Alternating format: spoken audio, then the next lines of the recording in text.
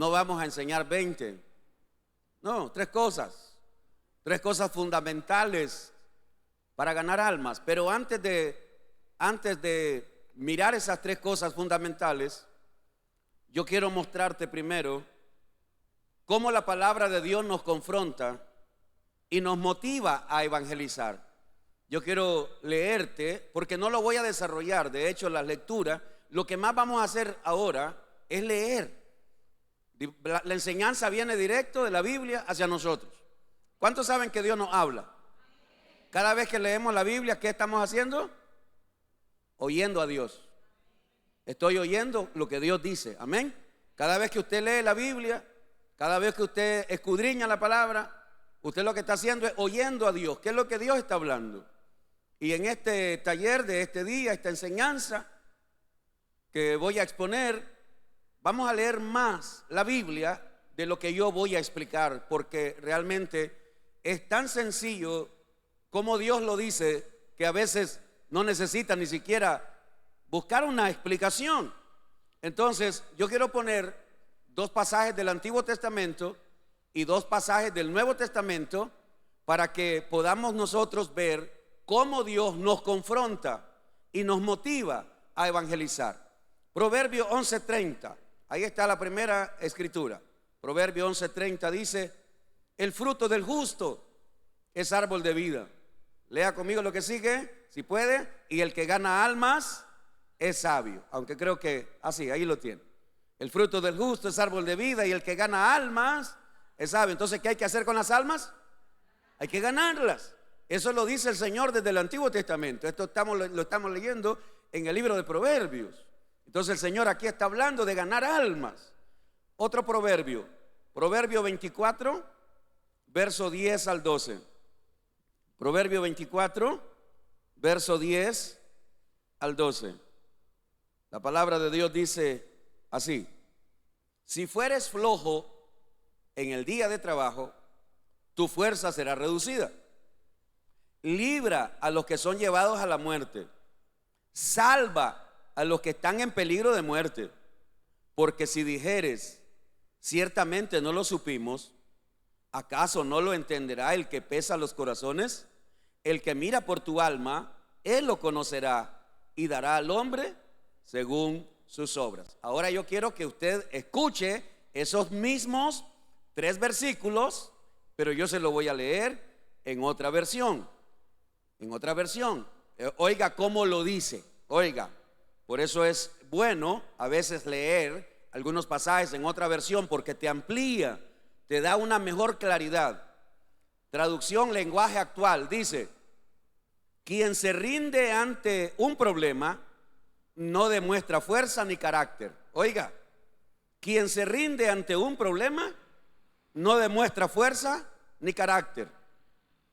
Haz cuanto puedas por salvar a los que van camino a la muerte, porque Dios todo lo sabe y no podrás alegar ignorancia. Si no lo haces, recibirás tu merecido. Se lo vuelvo a leer. Quien se rinde ante un problema no demuestra fuerza ni carácter. O sea, si nosotros nos rendimos aquí y desde ya estamos bloqueados, que no vamos a poder evangelizar, que no vamos a poder hablar, que no vamos a poder ganar alma, que no tenemos la habilidad, desde aquí ya nos bloqueamos, pues no vas a demostrar ni carácter ni fuerza a lo que Dios te está enseñando.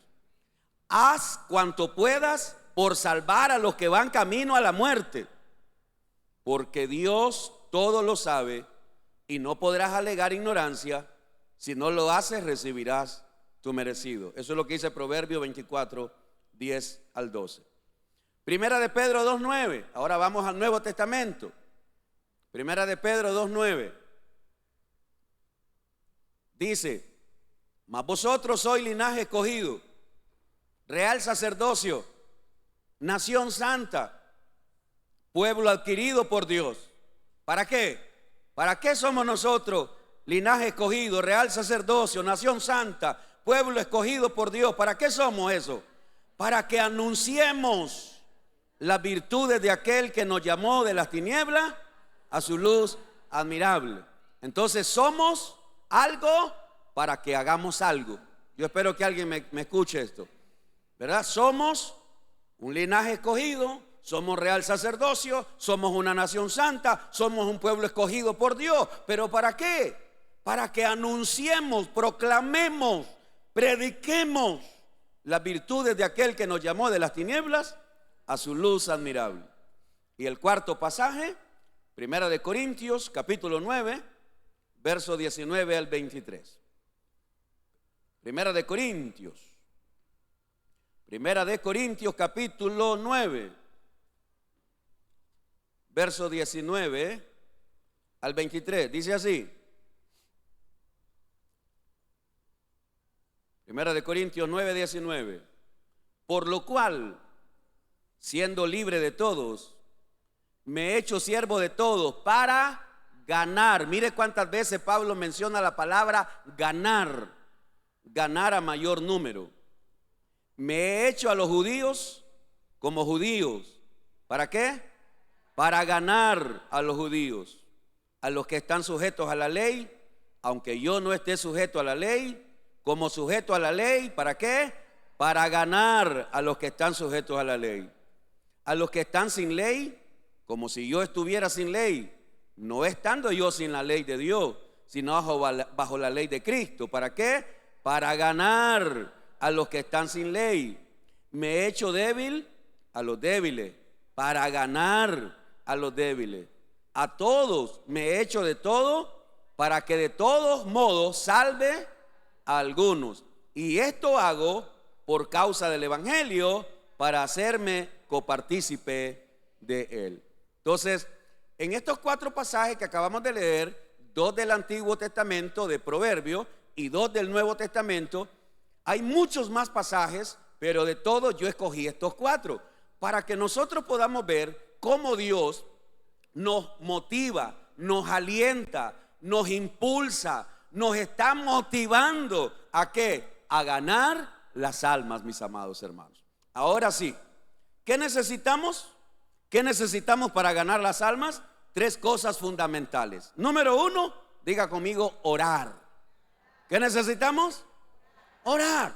Ahora usted dirá, pastor, pero eso yo ya lo sé. Claro, usted lo sabe, pero nos debería de dar vergüenza a todos. Realmente deberíamos sentir vergüenza a todos aquí, hermano, porque las 4 cosas que yo le voy a poner a usted esta noche, por las que deberíamos de orar, no lo hacemos todos los días. No lo hacemos, no es un hábito. Sí sabemos que hay que orar, pero no lo hacemos. Entonces la pregunta es, ¿de qué sirve que yo sepa que debo hacer algo y no lo estoy haciendo? Por ejemplo, ¿sabemos que debemos orar por los inconversos? ¿La Biblia lo dice?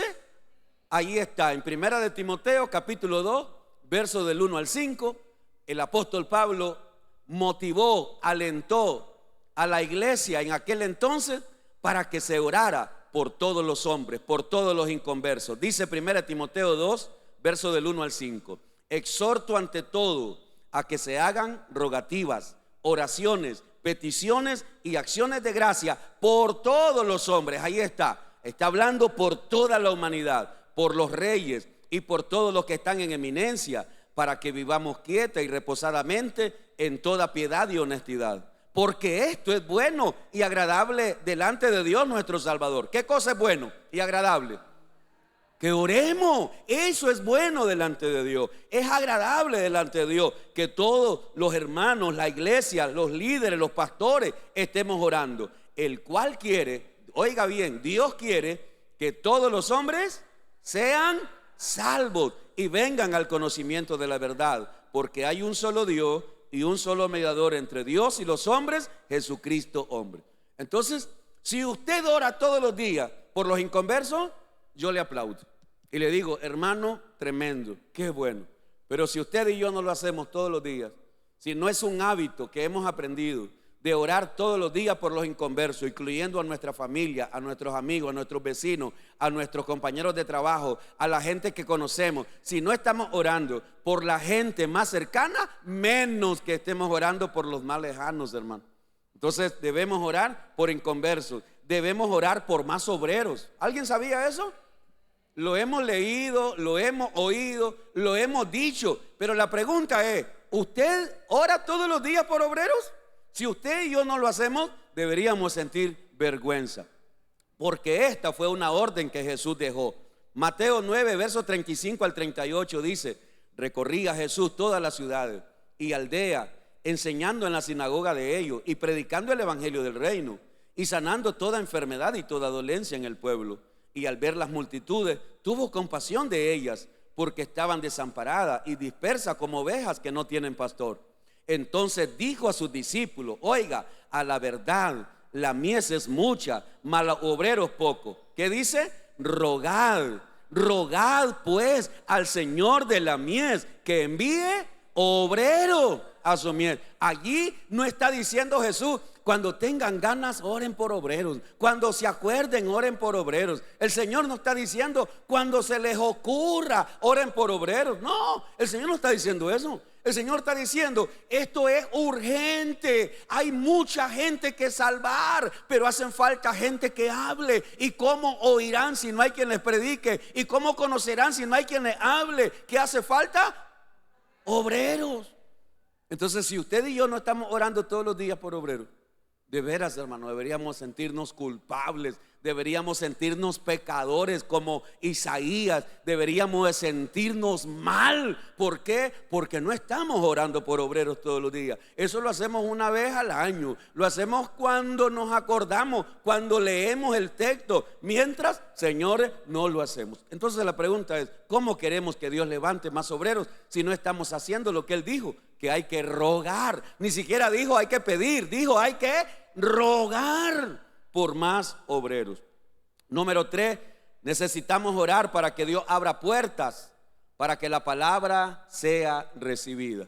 Necesitamos orar para que Dios abra puertas. Mire, hermano, ¿cómo queremos que la gente nos abra las puertas de su casa, que nos reciban? Y ahí estamos nosotros diciendo: ay, pero es que vamos a la casa y nos vuelan las puertas y la gente no le gusta. Pero la pregunta es: y estamos orando para que Dios abra puertas. Estamos orando. Mire lo que dice la Biblia.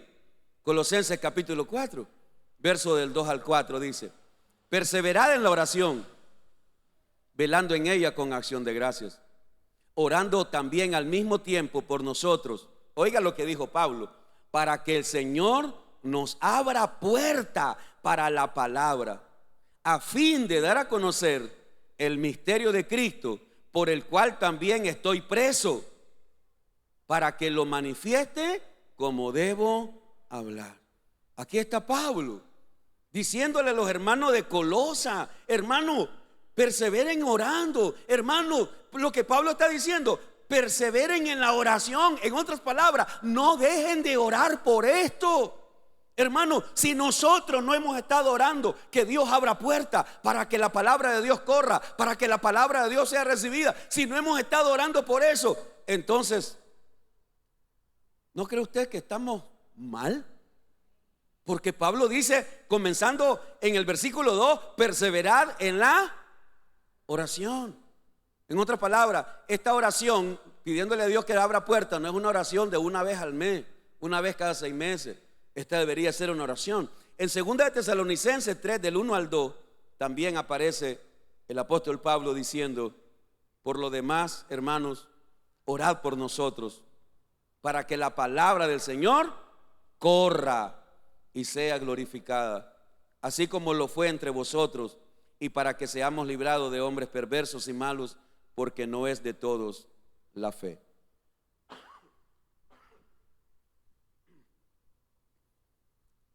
Orar para que Dios abra puerta, orar para que la palabra de Dios corra, orar, esa insistencia de orar para esto. Hermano, realmente cuando uno examina esto y uno dice: wow, qué vergüenza, qué pena, que lo que Dios dice que debemos estar orando. Claro, es más bonito orar por esto. Miren, es más bonito orar: Señor, bendice a los hermanos, Señor, que están sin trabajos. Bendice a los hermanos, Señor, que claro, la gente se siente más alegre, la gente se siente más atraída hacia ese tipo de oración. ¿Por qué? Porque están orando por mi necesidad. Espérate, ¿alguien aquí se acuerda que Jesús dijo que primero era su reino. Y esa parte todavía no la hemos entendido, hermano. No la hemos entendido. Queremos presentarle a Dios todas nuestras necesidades. Señor, dame trabajo, dame casa, págame mi deuda, arréglame el carro, arréglame la bicicleta, arréglame la moto. Señor, arréglame los riñones, arréglame el colon, arréglame a la cabeza, arréglame el corazón. Y ahí estamos orando a Dios por sanidad, por provisión, por esto. Y la pregunta es, ¿en qué tiempo de esa oración le presentaste a Dios su reino? Su reino tiene que ver con salvación de almas. Y si tu oración no lleva ese ingrediente, realmente nuestra oración no está siendo una oración eficaz. Primero es el reino. Es el reino. Pero no, nosotros estamos más enfocados en bendícenos, ayúdanos, líbrame y sálvame. Sí, esas oraciones tienen su momento. Esas oraciones tienen su lugar. Esas oraciones tienen. Ahora, yo no sé cuántos de ustedes se conectan en la madrugada. Yo no sé, pero cuando a mí me toca orar, yo hablo por mí. Mi esposa tiene su manera de orar, su forma de orar, pero yo hablo por mí. Si usted algún día se conecta, cuando me toque orar a mí, usted va a oírme la hora entera. Yo la llevo, Señor, es su reino, su obra, su reino, arrepentimiento, conversión. Señor, es esto. Y al final, ya casi al final, es cuando yo le digo, Señor, bendícenos hoy con el pan, líbranos del mal, no nos dejes caer en tentación. Pero la mayoría de la oración es su reino. ¿Por qué? Porque así lo dijo el Señor. Si buscamos primero su reino, las cosas que necesitamos, Él las va. Y si Él las va a añadir, ni siquiera se las necesito pedir. Si Él las va a añadir, ni siquiera se las necesito pedir. Entonces, debemos orar por los inconversos. Debemos orar por más obreros. Debemos orar para que la palabra de Dios sea para que se abran puertas, para que la palabra de Dios sea recibida y corra. Y número 4, debemos orar para que Dios dé denuedo y valor a los evangelizadores. Para que Dios dé denuedo y valor a los evangelizadores. Hechos 4:29 dice: y ahora, Señor, mira sus amenazas y concede a tus siervos que con todo denuedo hablen tu palabra. Señor, concédenos, Padre, que tus siervos, que tus siervas hablen tu palabra con denuedo, con autoridad, con libertad, con poder. Señor, que se hable tu palabra, pero no con miedo, no como que vamos titubeando, no, que se hable tu palabra, Señor. ¿Oraban por eso los apóstoles? Y el mejor ejemplo,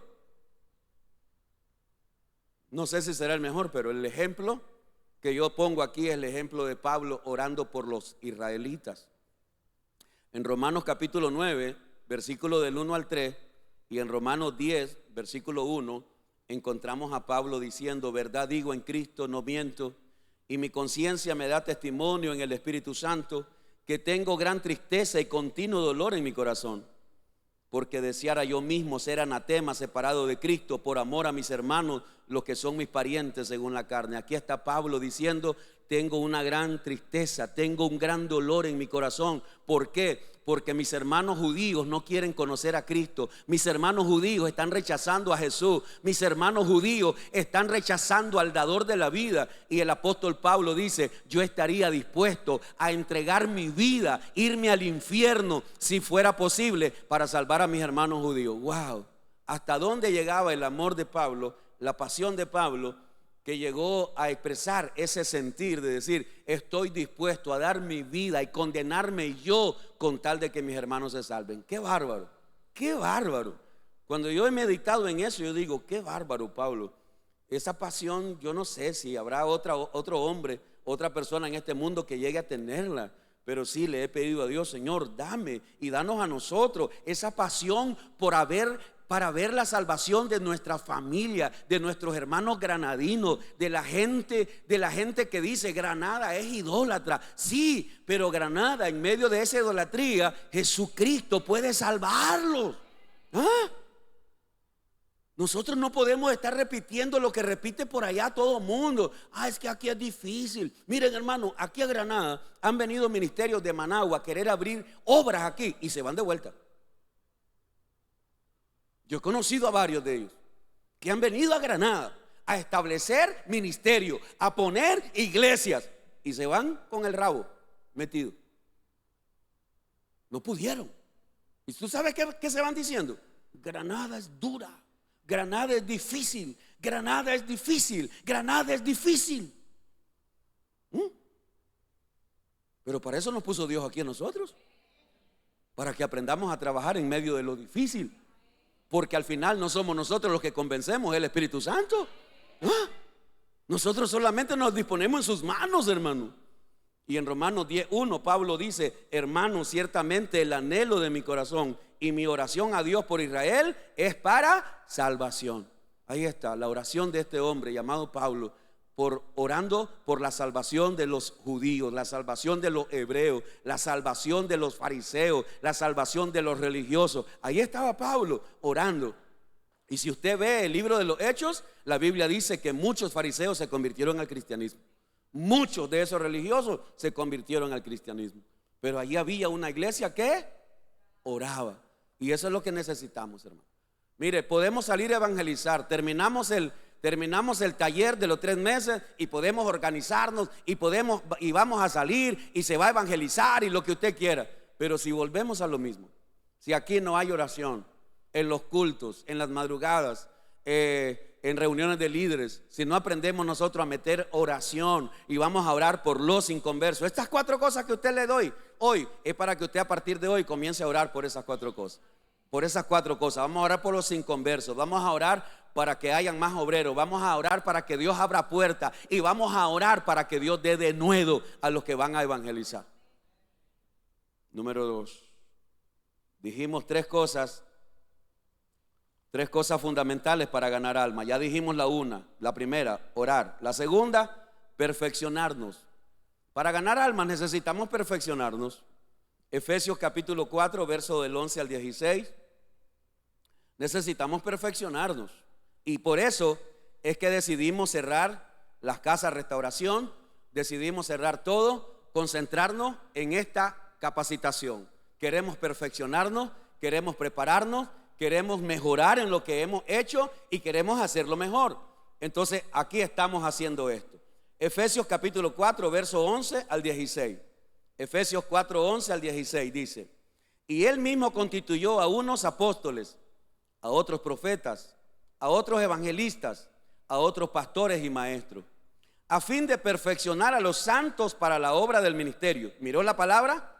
Perfeccionar. ¿La miró la palabra? A fin de perfeccionar a los santos, a la iglesia, para la obra del ministerio, para la edificación del cuerpo de Cristo, hasta que todos lleguemos a la unidad de la fe y del conocimiento del Hijo de Dios, a un varón perfecto, a la medida de la estatura de la plenitud de Cristo, para que ya no seamos niños fluctuantes, llevados por doquiera de todo viento de doctrina, por estratagema de hombre, que para engañar emplean con astucia las artimañas del error, sino que siguiendo la verdad, que hay que seguir la verdad, en amor, crezcamos en todo en aquel que es la cabeza, esto es Cristo, de quien todo el cuerpo bien concertado y unido entre sí por todas las coyunturas que se ayudan mutuamente, según la actividad propia de cada miembro, recibe su crecimiento para ir edificándose en amor. Hay 2 palabras que yo quiero resaltar de esa lectura. Una es unidad y la otra es crecimiento. Las 2 palabras se repiten en la lectura. 2 veces aparece la palabra que habla de unidad, unidos o unidad, unido. Y 2 veces también se repite la palabra crecimiento. ¿Qué necesitamos? Bueno, aquí está demostrado. Mire, en este taller estamos unidos aprendiendo.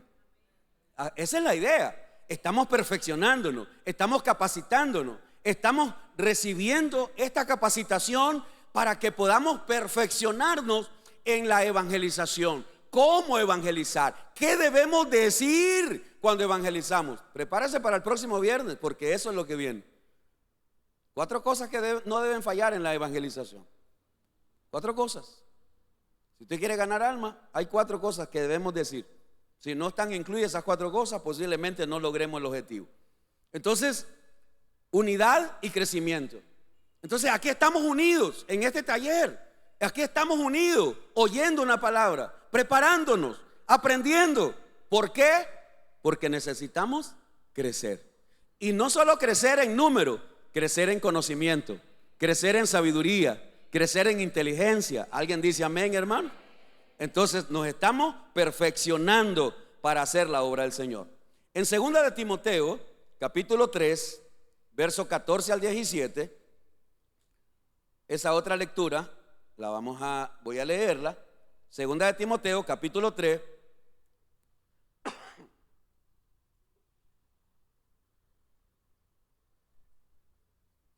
Segunda de Timoteo capítulo 3 verso 14 al 17 dice así: pero persiste tú en lo que has aprendido y te persuadiste, sabiendo de quién has aprendido, y que desde la niñez has sabido las sagradas escrituras, las cuales te pueden hacer sabio para la salvación por la fe que es en Cristo Jesús.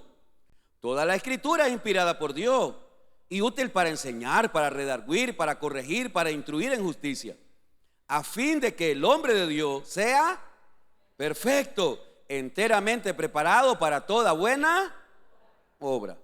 Hay 2 palabras que yo quisiera sacar a relucir de esta lectura. La primera es persiste. Hermanos, mire, nosotros podemos estar estos 3 meses en este taller y aprender. Sí, y vamos a aprender y vamos a seguir aprendiendo. La pregunta es, ¿solo vamos a aprender y luego se nos vuelve a olvidar todo? ¿O vamos a persistir en seguir aprendiendo? Entonces, el deseo de Pablo, el deseo de Dios, el deseo de la palabra de Dios no es solo que aprendamos una cosa, 3 cosas, 4 pasos y cosas de evangelismo, pero luego ¿qué? ¿Se nos olvidó? ¿Se acabó el tiempo? No, señores, necesitamos persistir. Y el otro año volvemos a montar otro taller, porque necesitamos seguir aprendiendo, ¿no? Las empresas, tú sabes, hermano, las empresas más grandes y famosas del mundo tienen que llamar a todo su personal para estarlo retroalimentando, ¿ah? Los pilotos, la gente que trabaja en los aeropuertos, los tienen que reconcentrar y estarles dando capacitaciones. ¿Por qué? Porque ellos tienen una gran responsabilidad en sus manos, hermano. Ahora yo le hago una pregunta: ¿no cree usted que usted y yo también tenemos una gran responsabilidad en nuestras manos? Porque lo que Dios nos está poniendo en nuestras manos son las almas que Él compró con su sangre. ¿Ah? Una alma, una persona que Dios nos ponga en nuestra mano a cuidar. ¿Tú sabes quién es esa persona? Es un hijo de Dios. Y es alguien que le costó la sangre a nuestro Señor Jesucristo. ¿Alguien comprende eso? Pero cuando nosotros no entendamos la seriedad de este trabajo, la seriedad de ganar un alma, imagínense que en el cielo, con un alma que se salva, ¿tú sabes qué hay en el cielo? Hay fiesta, hay celebración, hay júbilo, hay alegría. ¿Y cómo es posible que después que esa alma se salvó y por un descuido de nosotros se volvió al mundo, y por un descuido de nosotros se lo llevó el diablo, y por un descuido de nosotros volvió otra vez a lo mismo? No, hermano, olvídate. Nosotros necesitamos persistir en lo que estamos haciendo.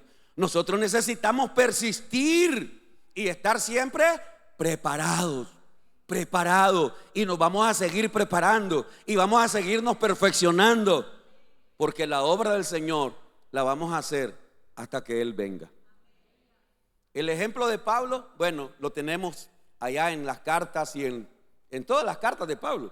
Pablo preparó a Timoteo, Pablo te preparó a Tito, Pablo preparó a Epafrodito, Pablo preparó a Tíquico, Pablo preparó, y bueno, y podemos mencionar un montón de nombres de personas que Pablo preparó, capacitó, instruyó, perfeccionó. Según de Timoteo capítulo 2, verso 1 y 2. Recordemos que según de Timoteo es la última carta que Pablo escribe. Y le está diciendo a su hijo Timoteo: tú pues, hijo mío, esfuérzate en la gracia que es en Cristo Jesús.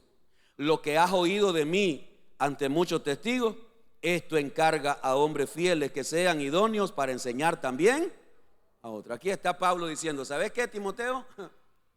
Lo que aprendiste de mí, lo que yo te enseñé, lo que yo te instruí, lo que yo te di.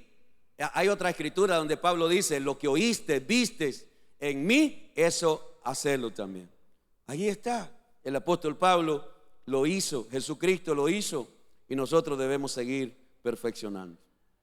Y número 3 y último, dijimos 3 cosas fundamentales para ganar almas. La primera, ¿cuál es? ¿Cuál es, hermano? Orar. Y ya te dije 4 cosas por las que debemos orar. La segunda es perfeccionarnos. Y eso es lo que estamos haciendo a través de este taller. Nos estamos perfeccionando, preparando, capacitando. Y número 3, hay que predicar. Si queremos ganar almas, hay que predicar. Vamos a ir al libro de Hechos, porque las lecturas que vamos a hacer ahorita las vamos a sacar de Hechos. Y vamos a ir a Hechos capítulo 1, comenzando en el capítulo 1 de Hechos, versículo 8.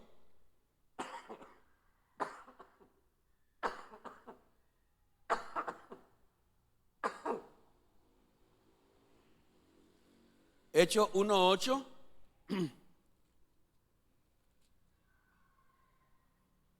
Dice,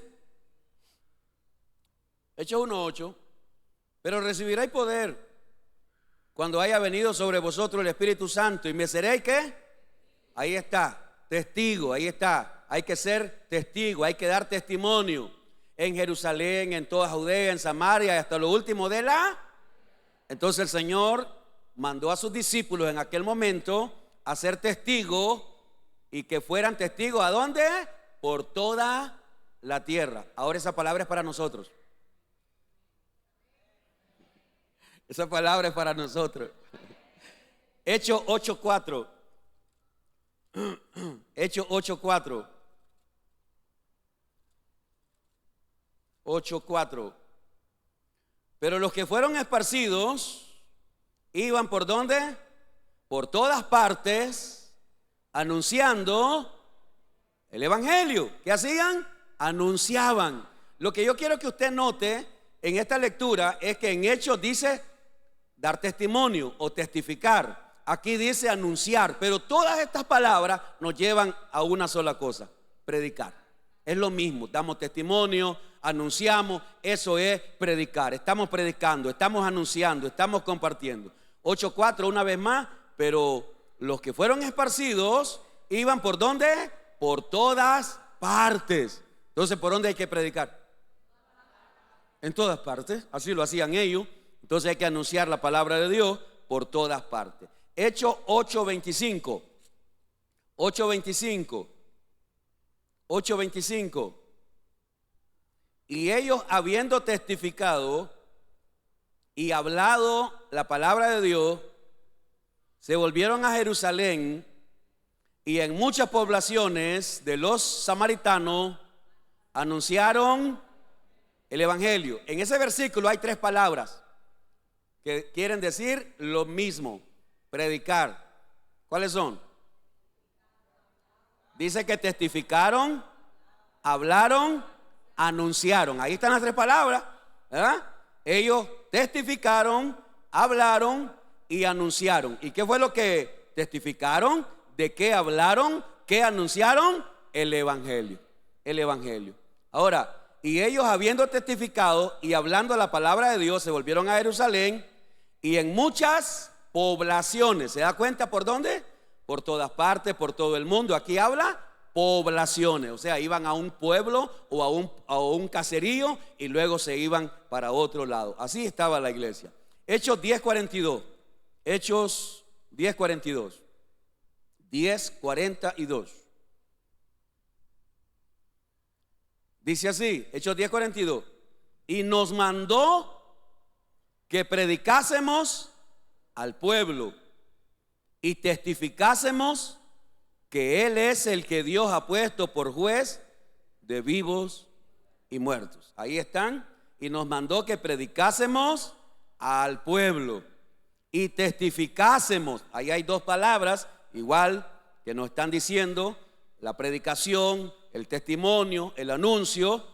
Entonces dice, y nos mandó que predicásemos al pueblo y testificásemos que Él es el Dios que ha puesto por juez de vivos y muertos.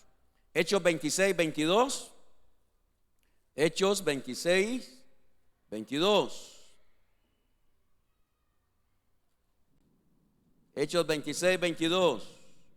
Dice, pero habiendo obtenido auxilio de Dios, persevero hasta el día de hoy, dando testimonio a pequeños y a grandes, no diciendo nada fuera de las cosas que los profetas y Moisés dijeron que habían de suceder.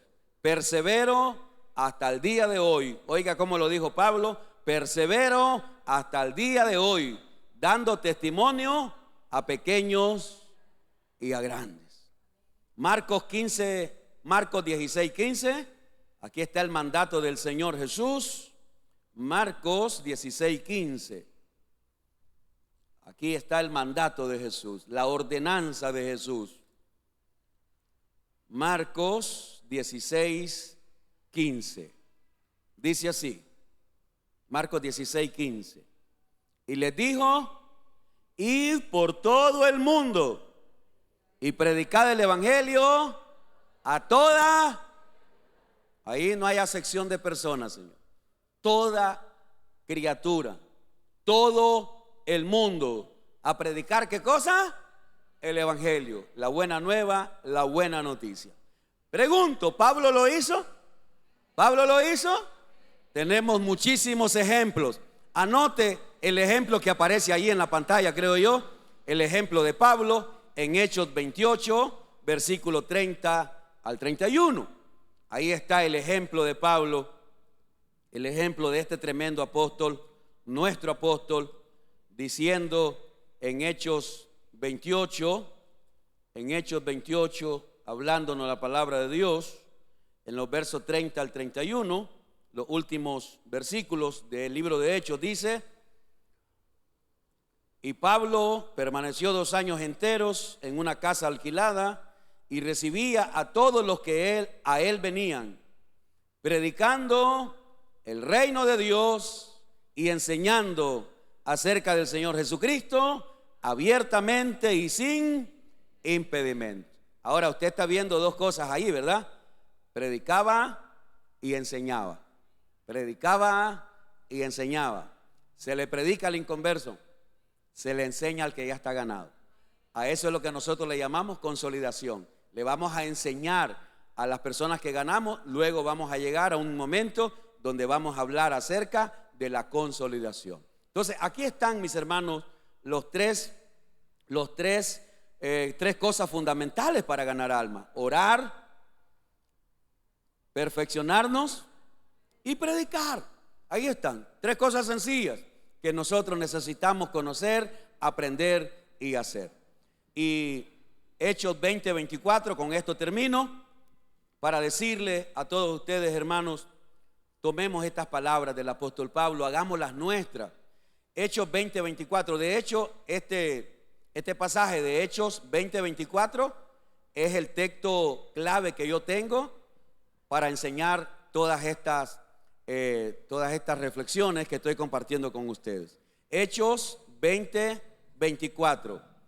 Pero de ninguna cosa hago caso, ni estimo preciosa mi vida para mí mismo, con tal que acabe mi carrera con gozo y el ministerio que recibí del Señor Jesús. ¿Para qué? Para dar testimonio del evangelio de la gracia de Dios. Pero de ninguna cosa hago caso. ¿Usted sabe lo que implica eso? ¿Sabe lo que implica? Que aunque usted tenga problemas en su casa, usted va a seguir sirviendo al Señor. Que aunque usted tenga problemas conyugales, usted va a seguir sirviendo al Señor. Eso es lo que está diciendo Pablo. Pero de ninguna cosa hago caso. ¿Qué son esas cosas en las que no voy a hacer caso? O sea, tengo problemas con mis hijos, voy a dejar de servir. De ninguna cosa hago caso. El problema con mi hijo ahí va a estar y espero que Dios tome el lugar y haga lo que haga. Mi problema con mi cónyuge ahí va a estar y espero que Dios me ayude, pero yo voy a seguir sirviendo al Señor.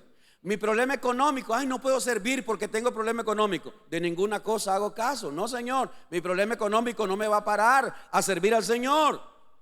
Entonces, de ninguna cosa hago caso, ni estimo preciosa mi vida para mí mismo. ¿Qué quiere decir eso? Exactamente lo que ustedes hicieron hoy. Ustedes vinieron aquí hoy arriesgándose que al salir se van a mojar. ¿Sí? Eso significa, ¿por qué? Oiga, no estimo preciosa mi vida para mí mismo. ¿Qué quiere decir eso? Que aún arriesgando mi vida, yo voy a seguir sirviendo al Señor. Eso es lo que el Señor dice. Y ustedes vinieron hoy y es de admirarlo y es de reconocerlo. Yo lo reconozco, hermano. No les puedo recompensar a ustedes lo que han hecho, pero yo lo reconozco. Ver que ustedes, a pesar de que está la tronadera y está el asunto, mira, aquí hay unos hermanos que vienen desde Malacatoya. Es impresionante. Desde Malacatoya vienen a recibir estos talleres. Y no los presento porque no les pedí permiso, pero vienen hermanos desde Malacatoya. Y el día del tamarindazo de agua, los miércoles, aquí están. El día del tamarindazo de agua del domingo, aquí están, desde Malacatoya. Es de aplaudirlo, es de reconocer, hermano, que realmente es impresionante. Gente que no le importa, o tal vez sí le importa, pero dice: yo quiero aprender, yo quiero servir al Señor. Entonces, pero de ninguna cosa hago caso, ni estimo preciosa mi vida para mí mismo, con tal que acabe mi carrera con gozo, no quejándome. Y el ministerio que recibí del Señor, ¿quién nos dio el ministerio? ¿Quién te dio el ministerio? ¿Quién te dio el ministerio? Cuando se te quiera meter el diablo para renunciar, acuérdate que no fui yo el que te lo dijo. Fue el Señor el que te dio el ministerio. Es el Señor el que te dio el ministerio. No te lo di yo no te lo di. Tú le vas a rendir cuenta al Señor por el ministerio que Él te dio. Porque cuando se nos mete el diablo, ay, yo renuncio y le voy a ir a poner mi renuncia al pastor. Primero llévasela a Dios. Él fue el que te dio el ministerio. Él fue el que te llamó. El ministerio que recibí del Señor Jesús. ¿Y para qué lo recibimos? Para dar testimonio del evangelio, de la gracia de Dios. Señor, gracias. Gracias por tu palabra. Gracias por hablarnos. Gracias por enseñarnos. Gracias por darme las fuerzas y poder terminar, Señor, esta exposición de tu maravillosa y preciosa palabra. Despiértanos, Señor, y que entendamos que el ministerio que tenemos, usted lo dio y que lo debemos seguir cumpliendo con gozo hasta el día que muramos, Señor. Gracias te doy en el nombre de Jesús. Amén y amén.